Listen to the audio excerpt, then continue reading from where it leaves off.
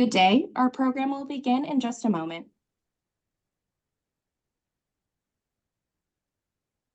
Good day. Our program will begin in just a moment.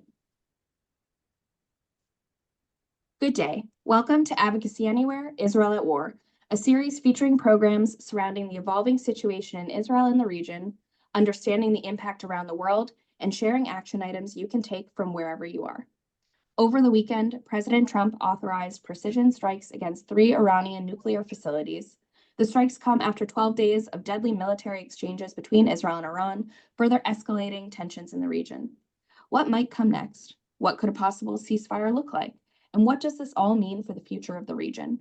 Joining us today to unpack these questions and more are Dr. Eyal Hulata, former Israeli National Security Advisor, and AJC Chief Policy and Political Affairs Officer Jason Isaacson. After we hear from Jason and Eyal, we will take your questions. You may email your questions to questions@ajc.org, questions is plural, or you can use the Q&A feature in Zoom. Jason, the floor is yours.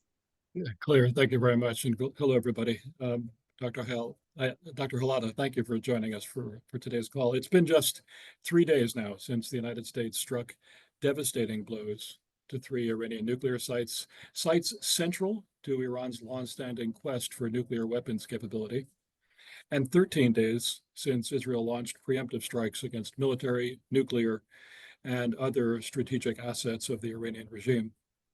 Those strikes by Israel and America have led to retaliatory missile and drone attacks mounted by Iran, in the case of Israel, resulting in the deaths of more than 25 civilians and injuries to hundreds more. As AJC has pointed out, since day one of these exchanges, Israel didn't start this war. It responded to incessant threats and attacks over decades by the Iranian regime and its proxies, and the latest evidence of Iran defying its nuclear non-proliferation obligations and coming ever closer to weaponization of its growing stockpile of highly enriched uranium, imperiling not only Israeli but regional and global peace and security.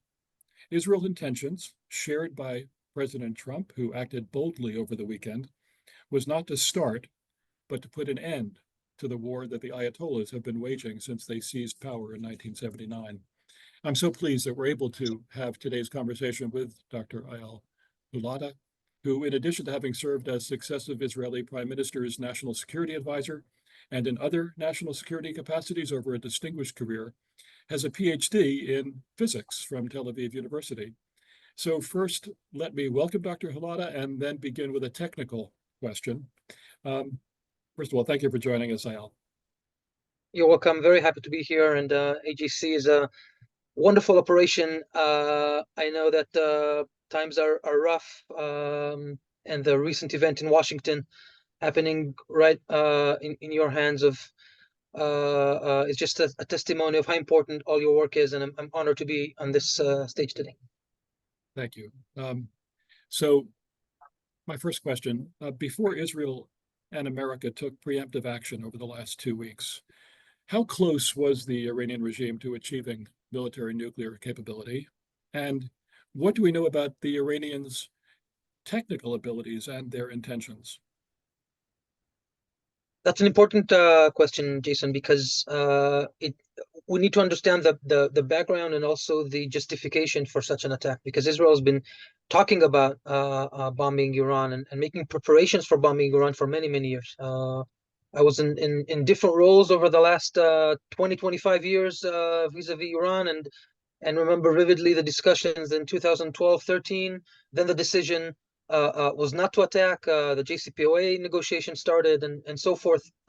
And very clearly, what Iran has done in the last, I will say, 4 or 5 years, it has progressed a lot, way more than we've ever seen the Iranian nuclear program advance. Mostly on the enrichment side, they've accumulated large stockpiles of 60%, 20%, and 3.5% enriched uranium, to a point where they could, should they choose to, achieve a significant quantity of 90% highly enriched uranium, which is the weapon grade material, in a matter of weeks.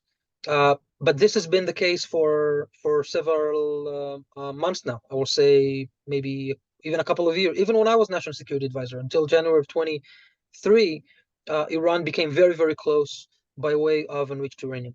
But I think what has changed is the other aspect of the program, which is the weaponization program. Iran, as we all know, had a very vast weaponization program that they closed or put in a freezer back in 2003.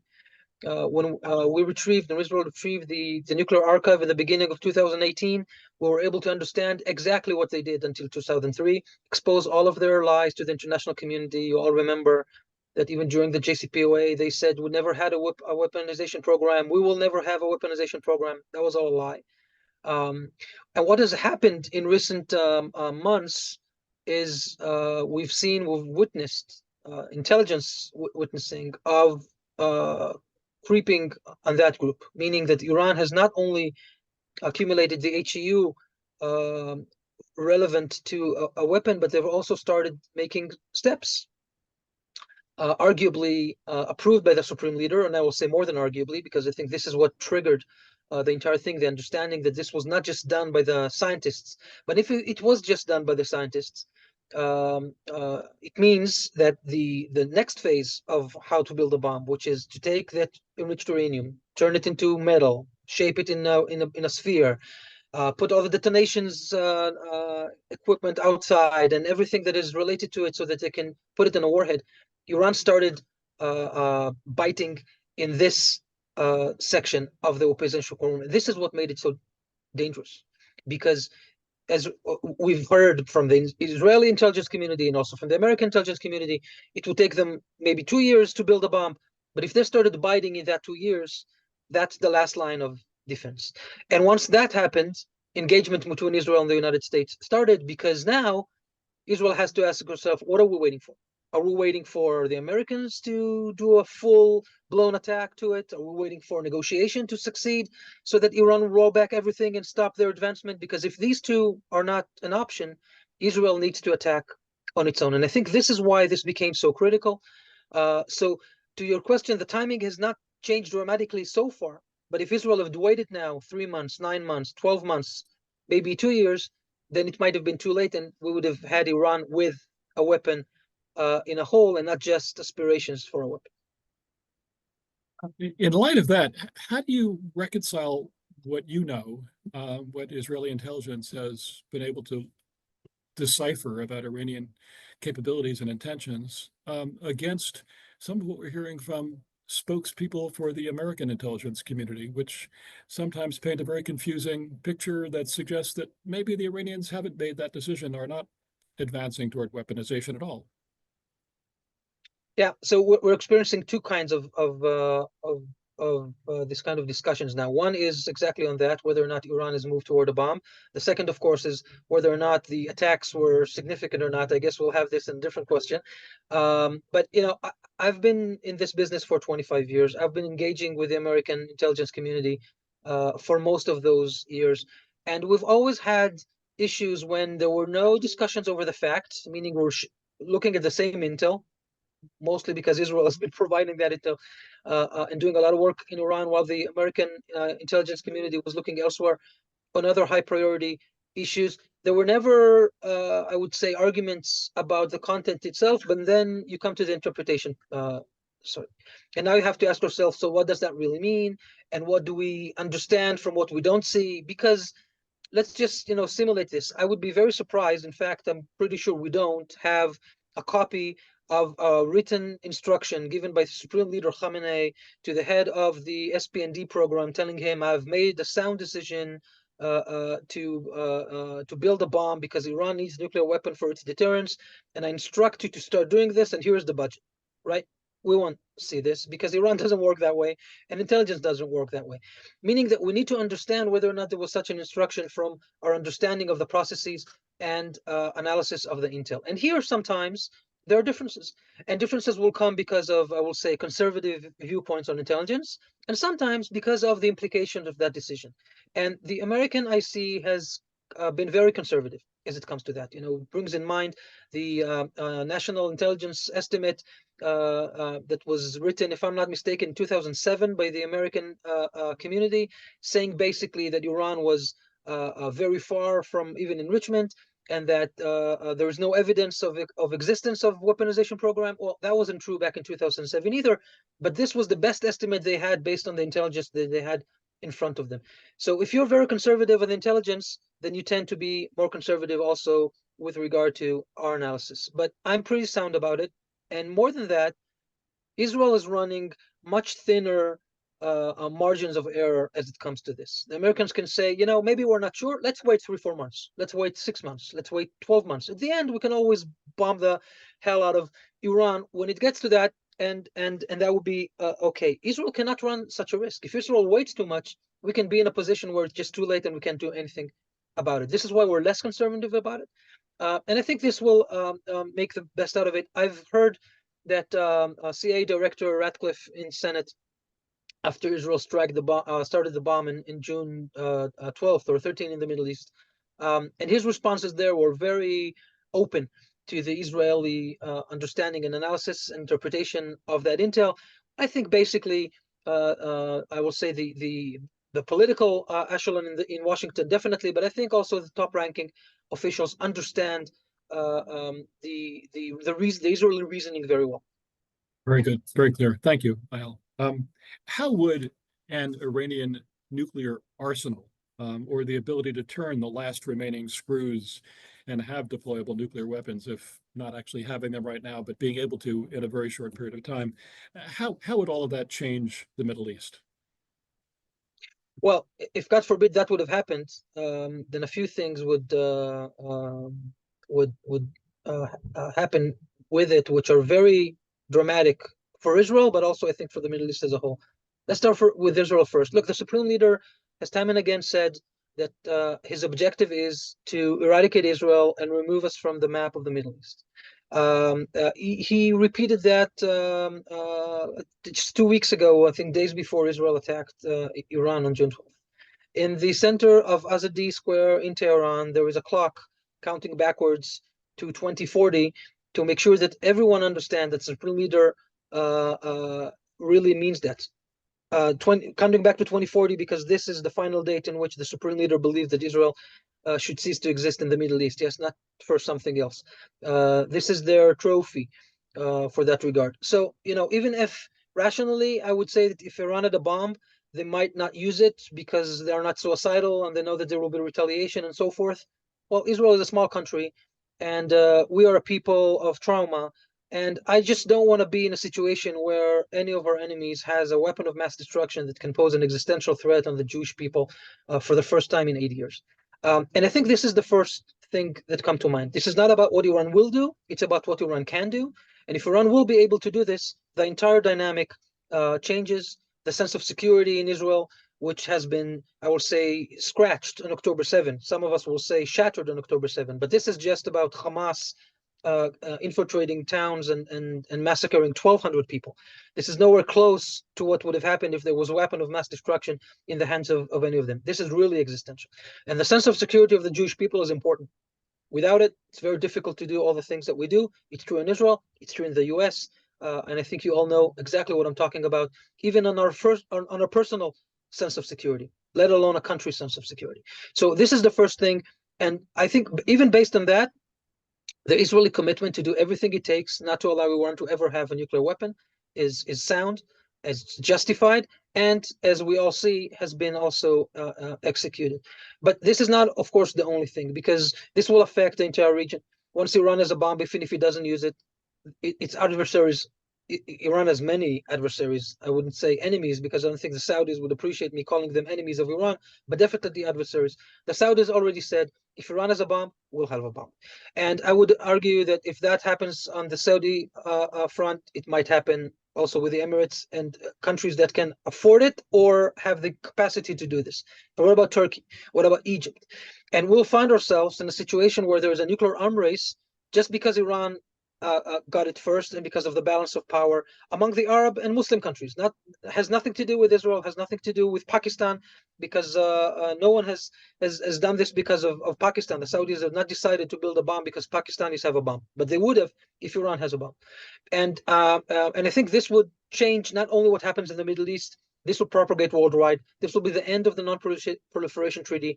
This will be the end of the IAEA authority to enforce any of the UN resolutions, international code of non-proliferation. And again, I go back to where I started. Israel couldn't wait even for the Israeli context, let alone the regional context, hence the attack. Thank you for that.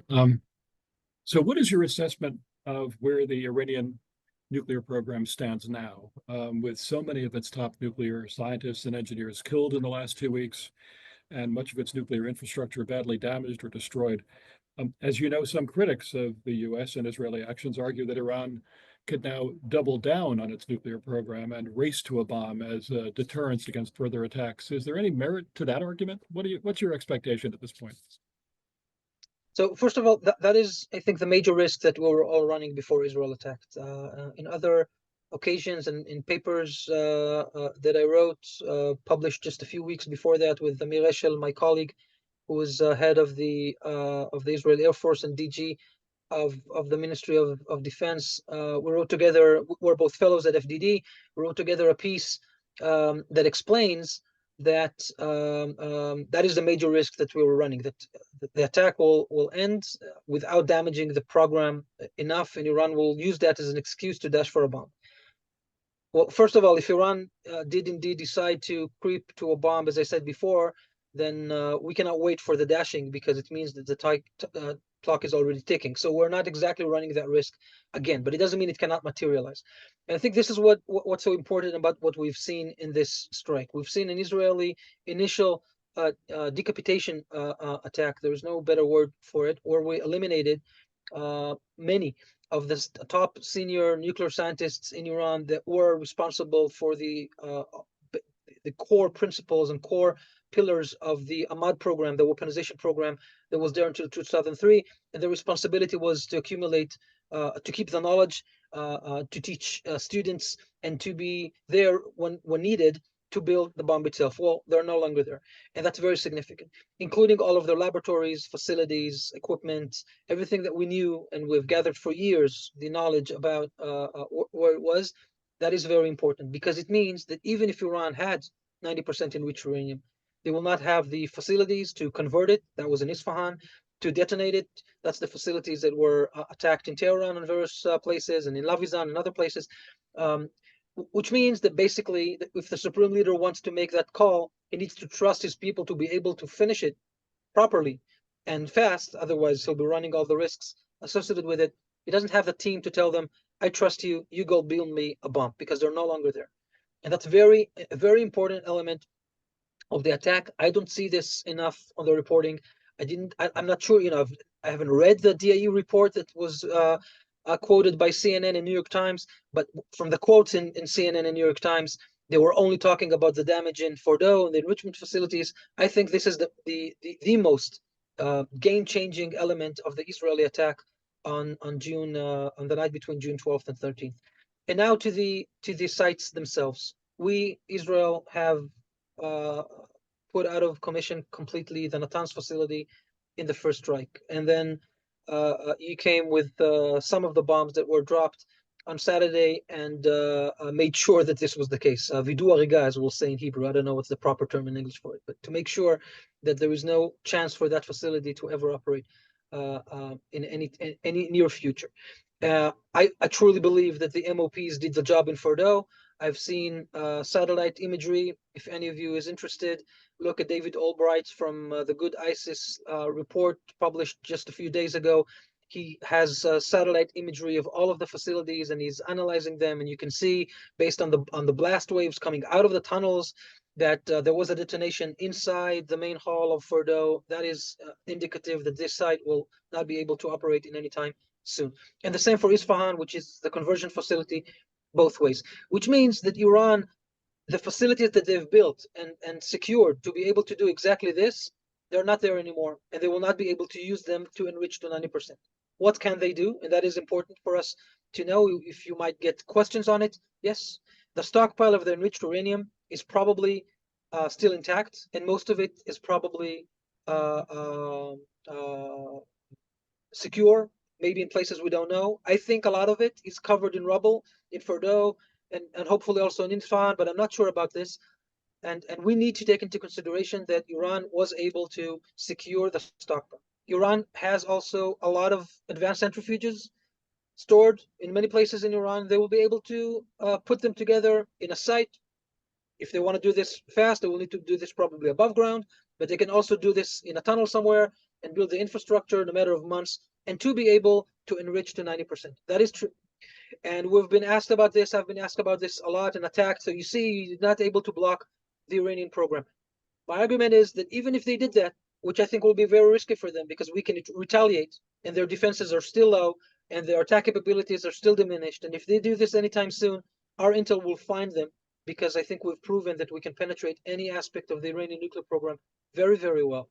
If we find them doing this, we will bomb them again. But even if they did sneak and be able to do this, they don't have the weaponization program, the scientists and the facilities to convert this into a bomb, which goes back to what I said in the beginning. I think this is the game changer aspect of everything we've done here. So all in all, I think that we have pushed the Iranian program back in a matter of years compared to where it was on June 12th. We haven't damaged the enriched stockpile, but I think at this point, with everything around it, I wouldn't say it's not significant. It is very significant, but this does not allow them to have a quick path to a bomb.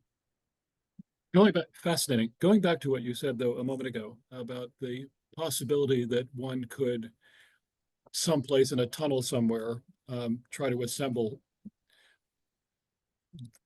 it would be complicated, but try to assemble a nuclear device. What are the limitations that are imposed on Israel by the current ceasefire? If Israel detects some kind of activity along that line, can Israel, even in the midst of a ceasefire, take action against this looming threat from Iran? Well, I haven't reviewed the details of that ceasefire, and knowing the characters involved in putting it, I'm not sure that there is anything put in written to it. I think the ceasefire was, everyone please stop bombing each other, right? And I think he also used an F word, Yes. President Trump, to make sure everybody understands that he really meant it the day before yesterday or yesterday regarding that. I think basically what President Trump's message was, Israel, you've done a lot of damage together with the US. Iran, that's enough. Stop shooting. That's it.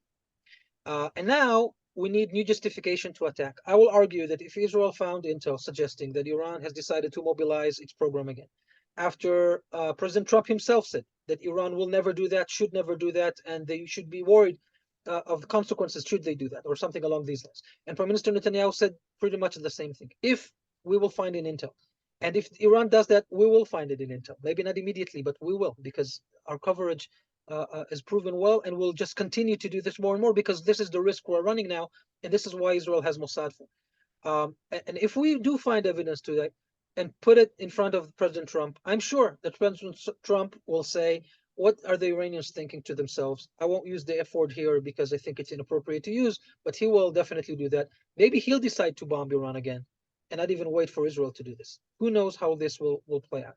I mean, and in any case, yeah. no, what I'm saying is that even if he will decide not to do this, Israel's commitment never to allow Iran to have a nuclear bomb is sincere, and it is immediate. I was asked before June 12th, before this attack, would Israel attack without approval of the United States? And I said that if Israel will know that Iran is dashing to a bomb and there is no more time associated with it, and President Trump will say, or any president of the US will say, we're not interested in doing this, and please don't do this. Israel's commitment to the Jewish people and to the Israelis would mean that we will need to do this anyway because of the amounting risk. Thank God we didn't need to get to it because President Trump approved the Israel attack on June 12th. Israel would never have done it without it because of all of the associated risks of flying over Iraq and so forth, which means that the commitment between the US and Israel is indeed very, very strong. Ironclad, as President Biden called it, and President Trump is proving it. So, I think that if we find such intel, that will not be a problem. Yeah, no, it's clear. And obviously a shared commitment, totally shared commitment by the president with the notion that Iran can never have a nuclear bomb. Right. Now, President Trump has spoken repeatedly of his desire now to foreclose the Iranian nuclear threat diplomatically, if that's possible. Obviously, it would now be a diplomatic adjunct to the military action that he ordered over the weekend. Can you envision a diplomatic solution in which Iran forswears nuclear enrichment and also agrees to end its sophisticated ballistic missile development and its support for terrorist proxies? Is that conceivable through a diplomatic channel? Well, Jason, I'll respond by this. This is the only conceivable outcome of a negotiated agreement that I think is worth the while negotiating with Iran. I think the basic flaw of JCPOA that it allowed Iran the legitimization to enrich uranium and allowed Iran over time to accumulate and to basically be in the position that they are now over time if they had complied with the agreement and until President Trump withdrew from the agreement, they did indeed comply with all of the demands that they were there. It did not touch the missiles program at all. It did not touch the weaponization program at all. And it definitely did not touch all the other aspects that you did, which means that the only data point that we have is an agreement that does not do anything of what you just asked or what President Trump has said. But I think this is why JCPOA was so flawed. And I think that if we embark, or if the U.S. embarks now on a new negotiation with them, with the Iranians, it has to aim much higher than before. Otherwise, we'll again be in an agreement that is very dangerous for Israel and for the region and elsewhere. Will Iran concede to that? I don't know. Granted, they haven't until June 12th. This is one of the reasons why there was an action. I think this is also one of the reasons why the Supreme Leader approved to start these creeping steps toward a bomb, because he understood that he's getting nowhere with the negotiation. So maybe he needs another alternative and another strategy to have a bomb in his hand over time, or at least to be very, very close to it. So it's not 2 years and he can threaten to do this in a much shorter period of time. Has that calculus changed for the Supreme Leader now after the attack? I hope so. I don't know. I hope that the Americans will continue to be very vigilant in this and very and to insist on those core principles of negotiations to amount a high, much stronger pressure campaign that we've seen since, of course, throughout the Biden administration, but also since President Trump came into power. Once he signaled that he's going to negotiation, we did not see a ramping up pressure campaign. Iran is susceptible to that pressure. Why do I know this? Because it worked in the Crimson sanctions and the Obama years that made them come to the negotiation table. If only that leverage was used well with a better agreement that we received in JCPOA. So I think these are the vehicles we need to use. And as I said before, Iran doesn't have very good options. If they decide to dash to a bomb, even though they don't have all of those capabilities, now everybody knows that they're exposed and that we can hit them. And the Supreme Leader should know that we've chose not to attack him and his top civilian aides and all of the energy sector of it. This is left still there for another round, if God forbid so needed, if they decide to dash again after this episode. So again, a long answer to a short question. I hope that this is possible by way of a negotiated agreement. I'm not sure, and we will need to be very persistent on this.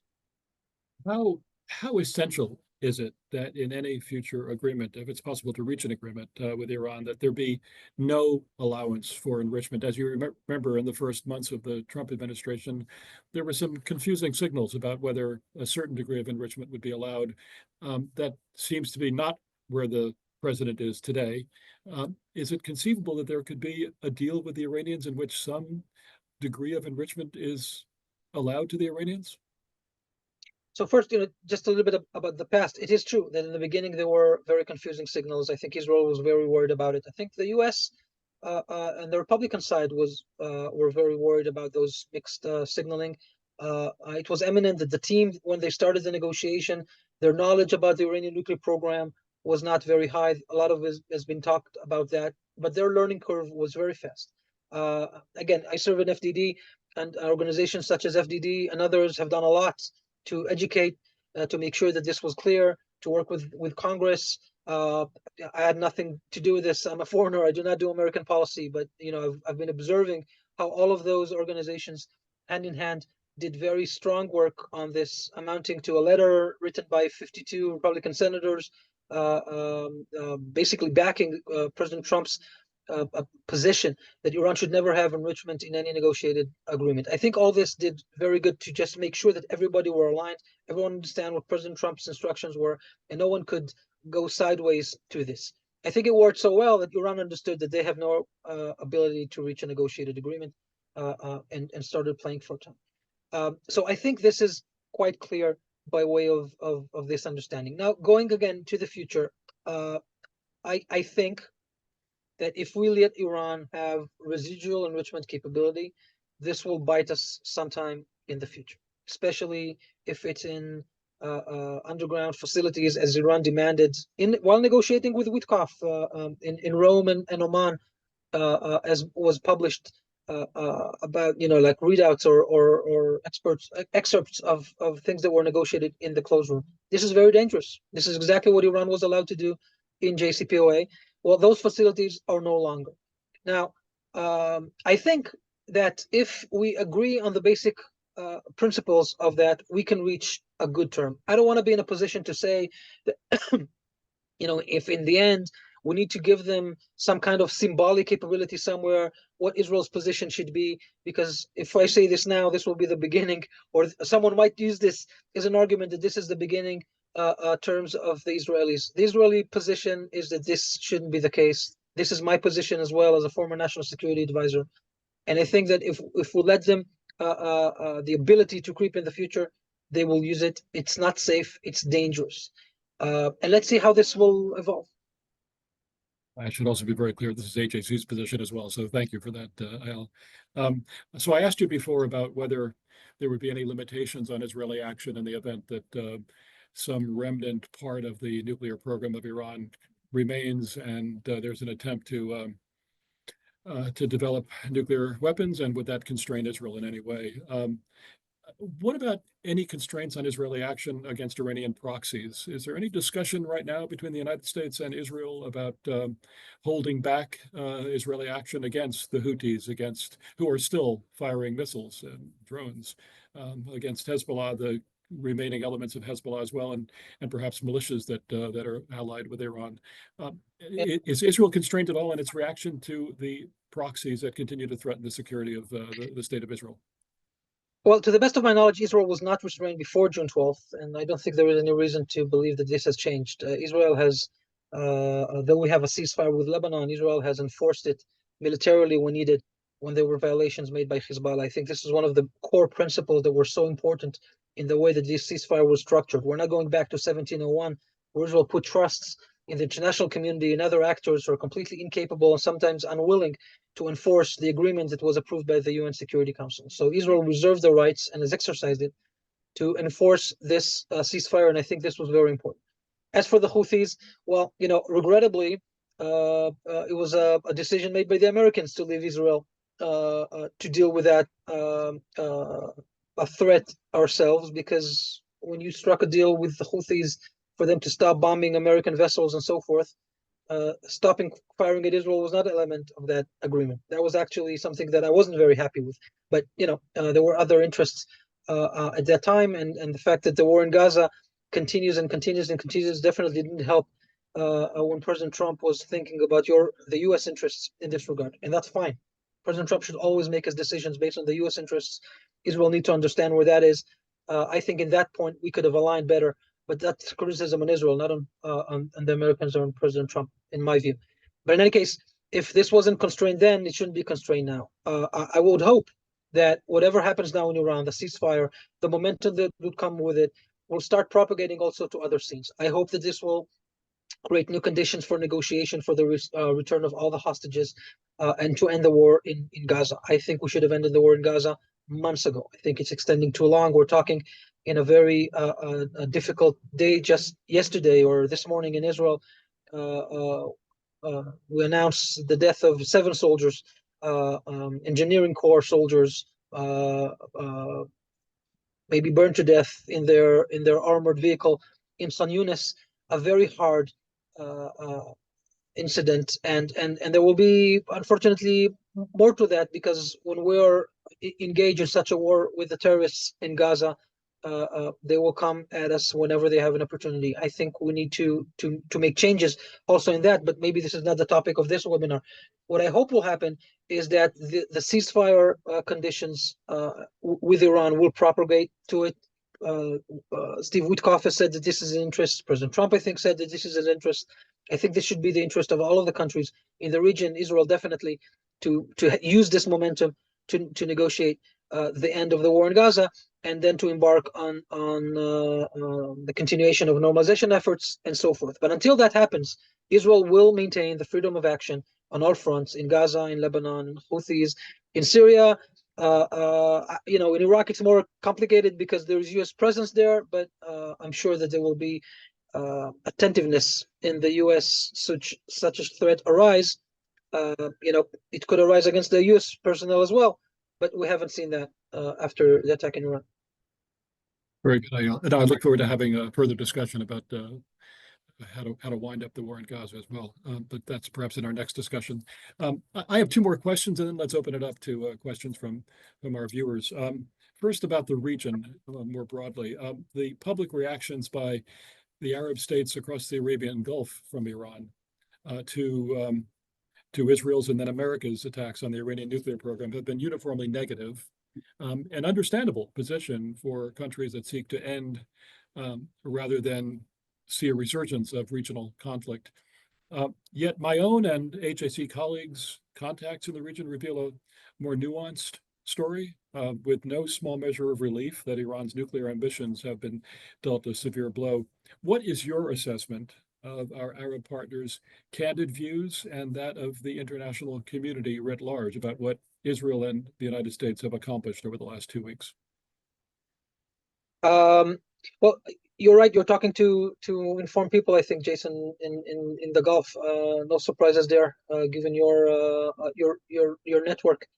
I think it is more nuanced than that. As you said, there was no surprises in their immediate condemnation of the Israeli attack. They were terrified, if not petrified, that the response and the retaliatory actions by Iran will be at them. By the way, Iran threatened that if she's attacked or the nuclear facilities are attacked, they will retaliate not only on Israel, but also Saudi Arabia and the Emirates and the Americans, because they would consider them all complicit in an Israeli attack. Well, first, Israel has done whatever it could not to comply. Saudi Arabia and the Emirates. We have not used their airspace, even though it was said before that there will be no other way for Israel to conduct it. Well, yes, there was. We used the Syrian airspace, by the way, to a point where Ahmed al-Shara said publicly that he has no problem with Israel using its airspace against Iran, which was, raising an eyebrow, just exactly as you just did. But maybe given the understanding of how he views the new dynamics in the region and his willingness to continue to confront Iran, I wouldn't say to align with Israel just yet, but definitely confront Iran. Everyone should remember that the Iranians killed more of his militants or soldiers, or whatever we'll call him, until a few months ago. He was a terrorist organization himself. The Iranians killed most of HTS militants and soldiers, way more than the Assad regime was able to do. So he has an open, he needs to settle a score with the Iranians for sure. And he agreed to that. By the way, if he hadn't agreed to it, we would have done it anyway, because there was no air defense in Syria threatening our planes. And once this was coordinated with CENTCOM so well, we were allowed to use Iraqi airspace, which is commanded by the Americans. So we didn't need to violate Saudi airspace, and we didn't put them at risk or threat. Of course, not the Emirati airspace either. So I think what they've seen is that this turned out to be a conflict between Israel and the Iranians. By the way, as we've always told them, if we need to go to war with Iran, it will be our problem.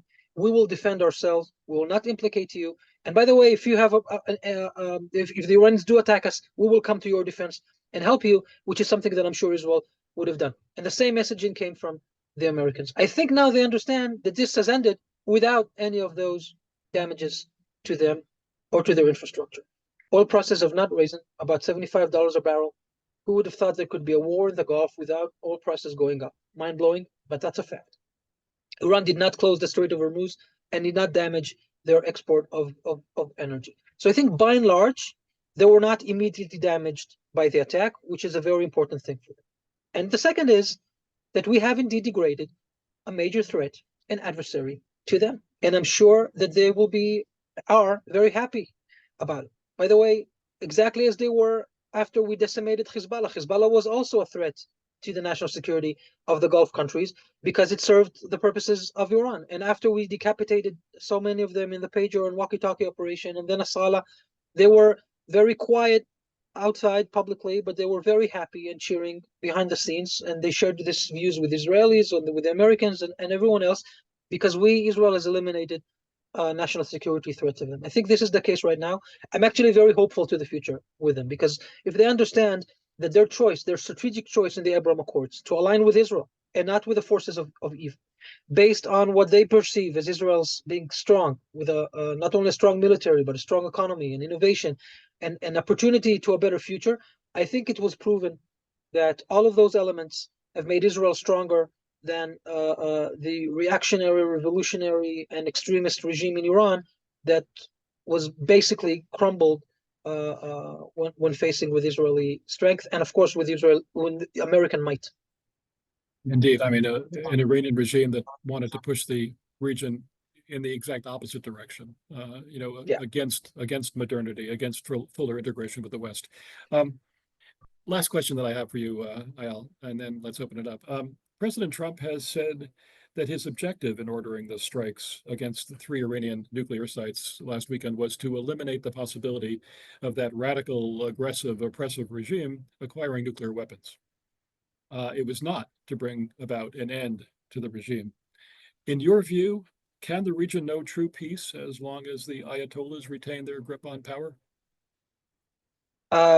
First, I will respond also that also Israel did not put this an objective to this war. Prime Minister Netanyahu said this time and again, and I think it's important because toppling a regime shouldn't be a military objective.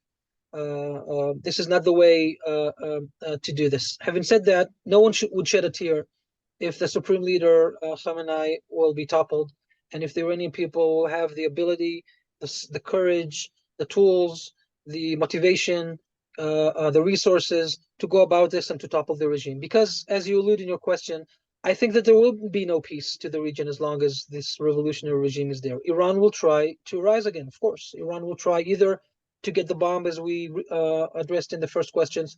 They will definitely want to build back the proxies. They will definitely want to continue the subversion processes in the pragmatic countries that were complicit in their mind with what happened here. And you know what?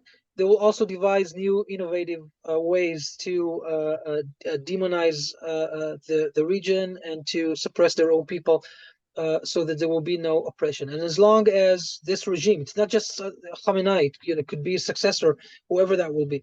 As long as they're there, the Middle East will not know stability and peace. Now, I think that's a fact. That does not mean that it should be a military objective to the Israelis or to Americans or to anyone else. My belief is that we need to put a lot of support to the Iranian people. I think for a change, unlike past rounds of protests, like in 2009 and 2019 and 2021 and so forth, they should know that they have the backing of all of us. They should know that the American president, even if he's not ordering strikes on that behalf, will support the people, will support them. If they gain power, and while they're trying to gain power, he will do this. Like, if you want an example, like President Reagan did with the opposition of Russia before the fall of the Soviet Union, the collapse of the Soviet Union, and the end of the Cold War. That was a strategy. It wasn't a military strategy, although it had a lot of military elements, but there was not a single bullet fired between the United States and the Soviet Union. But still, there was a strategy there. And this accumulated to tension and to pressures that eventually toppled the Soviet Union. This could be done. Now, again, I'm not in a position to propose American policy. The Americans will decide based on what they should do themselves. But there are things Israel can do. There are things other countries could do that are not militarily. And what's important is that the people of Iran will know that they have our support, that they have that we have their back, while they decide whether or not they want to fight for their own freedom and to take Iran back from this oppressive regime. By the way, just as a point of data, based on our polling, and we do a lot of polling, about 80% of the Iranian people oppose the regime. 80%. That's a high number. It was closer to 60% about a decade ago when I was doing this kind of things when I was in Mossad. It means that it's not only low, it's also deteriorating. Will these people be able to take their lives back? That's a question basically for them. And again, as I said, what they need to know from us, that we will support them. The Iranian people deserve a normal country and normal government, not the radicals in charge. Let's open it up to questions. Claire? Thanks, Jason. Our first question is from Josh Gorfinkel, who says, by definition, negotiation precludes unconditional surrender. How can Iran acceptably save face with its partners and allies? Well, that's a good question. We should ask that also about the military campaign, right? I mean, Iran was humiliated. Everyone that looks at the data sees that everything we wanted to attack there, or you wanted to attack there, was attacked. Everything they wanted to do in Israel mostly failed, right? 90% of their ballistic missiles were intercepted. There are 29 casualties in Israel. That's a lot. We have hundreds of buildings that are damaged, or maybe thousands. That's a lot. It's nowhere close what Iran wanted to do to us. They really thought that they could burn Israel to ashes. Everyone that looks at it understands that Israel has the upper hand and Iran is lost. But still, yesterday, 6 p.m., Azadi Square in Tehran, there were protests cheering to the supreme leader's victory, cheering to the fall of the big state in America and to the small state in Israel. They are able to spin their narratives the way they want, especially to their own constituency. And, as it comes to the region, everybody knows. Everybody knows how weak and how dangerous they are. I'm saying this because I think should the supreme leader reach a conclusion that what he needs to do is to drink from the poison chalice. That's a metaphor that was used first by Ayatollah Khomeini at the end of the Iran-Iraq war, and again by Ayatollah Khamenei when he embarked on the negotiations with the US back in 2013. If he reaches a conclusion that to save his regime and to save the revolution, he needs to drink from the poison chalice and to concede in a negotiated agreement, I assure you that he will find a way to spin it to his constituency as if this was the most magnificent achievement that he was able to do, that he saved the revolution, saved the Iranian people, and secured their future. So I think it's less a question of narrative. It's more of a profound understanding that his regime is really in jeopardy and under threat. Our next question is from Roger Bernstein, who's asking, if Iran's nuclear abilities are truly neutralized, do you expect this could restart the expansion of the Abraham Accords? Well, I hope so, right? I think that what's blocking the expansion of the Abraham Accords is the ongoing war in Gaza. To be fair, the Saudis have said time and again that they're not able to start a process of normalizing with Israel while there is war. They also have a demand on Israeli commitment to a viable path for Palestinian self-determination. I stopped using the term statehood. I think it's not getting us anywhere. And those two elements, I think, are the things that we're blocking before June 12th. And I think that they will continue to prevent Saudi Arabia from publicly engaging in a normalization process with Israel. But strategically, yes, I think that what we've seen, the fact that Iran is weaker, should help, should put less risk to those countries when they think about the consequences of normalizing with us. And we'll just need to see how the things evolve on the war in Gaza, and then I'm sure that we'll be able to embark on such a process again. Our next question is from Marjorie Maxwell, who's asking, Russia has been a longtime ally of Iran, but it's also deeply tied up in the war with Ukraine, with heavy losses in troops and weapons. Given all that, what role can Russia realistically play in this moment? And do you think that in addition to Russia, that China or even North Korea will actually step up to help, or will they keep their distance to avoid getting dragged in? So those are wonderful questions, because in fact, what we see is that Iran found itself in complete solitude in this war. The proxies that were built exactly for this purpose of attacking Israel, should we attack Iran, Hezbollah, Hamas, all the rest, were decimated during the episodes before that, and they weren't there. But as you ask, and rightly so, also the so-called strategic allies of Iran, the Axis, the Russians, the Chinese, each from their own interest, did not do almost anything to support Iran. They gave lip service to the most. President Putin, in an interview, when asked why was he not doing more for Iran, mentioned that there are about 700 or about, I think he called Israel, how did he say this? I think he said it's practically a Russian-speaking country. Because of the so many immigrants coming from Russia that are there. And by the way, this is a long-standing position by Putin. We have many issues with Russia and with President Putin, but his commitment to his what he calls his dissidents or our citizens in exile, there is a commitment there, even if we think this is funny. But it could be because of the war in Ukraine. It could be because he didn't want to conflict with the Americans. It could be many things. But what's the Chinese excuse? Well, I think the Chinese, more than anything, wanted the prices of oil to stay at the same price and not exceed $75 a barrel. I wouldn't be surprised if in back channels, the Chinese told the Iranians, you don't close the Strait of Hormuz. You think you should be afraid of the Americans? You wait to see what will happen with us if you cause us this damage and close the Strait of Hormuz. China imports 80%, 90% of their oil overall, and I don't want to cite wrong numbers, but most of it, if not all of it, comes from the Middle East. So I think Iran found itself with no backing at all. No one really stepped up to them. North Korea, I think it's a joke. They will not be able to assist to the Iranians so much. And I think this will have implications also going to the future.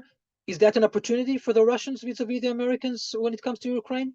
Maybe. Is that an opportunity for the Chinese vis-a-vis the Americans as it comes to trying to de-escalate the conflict in Southeast Asia? Maybe. Let's see. But the opportunity for the US to project power and to project its willingness when needed to also exercise force, I think that was very, very important, signaling both to Russia and to China. This is an American interest, and I'm very happy that President Trump did not miss that opportunity to use it. Thank you. Given the time, I'm going to ask you three more at the same time. Lacey Klein is asking about the possibility of Iran being able to turn its uranium stockpile into a dirty bomb. And Betsy Schneier is asking, what will guide Israel's exit from the conflict? And how do you see the Israeli security establishment thinking about Iran over the next 5 to 10 years? Okay, that's two. You wanted the third one, or should we stay with that?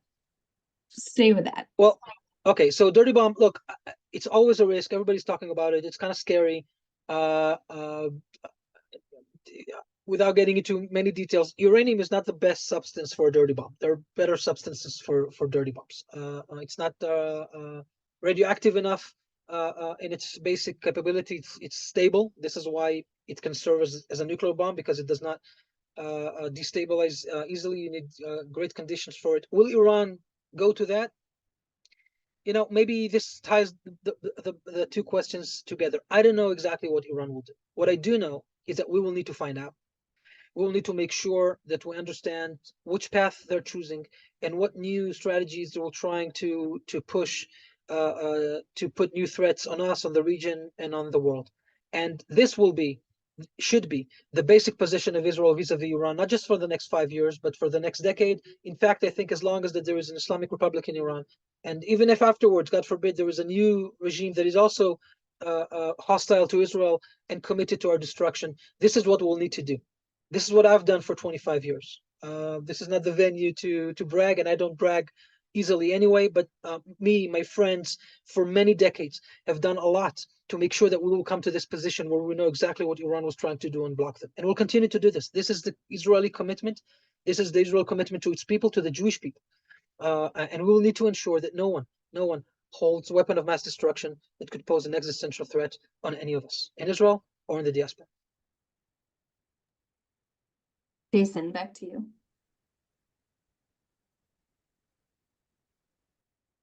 Thank you, Claire.